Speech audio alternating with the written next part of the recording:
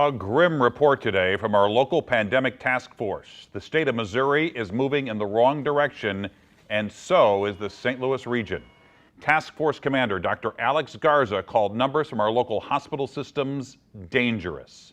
Good evening, I'm Mike Bush. And I'm Kay Quinn. Our Morgan Young is joining us in the studio now to break down today's briefing and specifically what's at stake if things don't turn around. Morgan?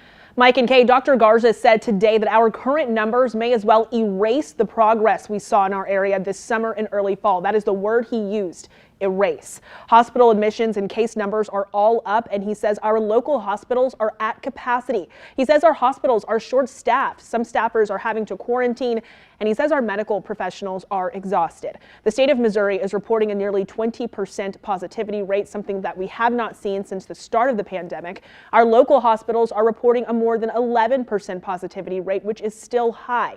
Days ago, Governor Mike Parson said these high rates are because of increased testing, which we know is not how that works mathematically. And Dr. Garza says more testing is not the reason for what we're seeing in our area.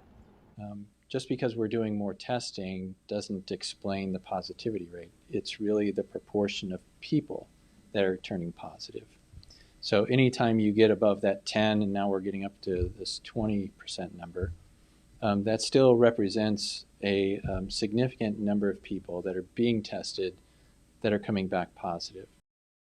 While Dr. Garza did talk about that high positivity rate, he also spoke on the number of people in the hospitals and case numbers, which he says are up across all of the counties in our area. Coming up at 6, we're going to talk about where those numbers are the highest and why, even though many of our hospitalizations are coming from rural Missouri, our area could still feel that impact. Mike?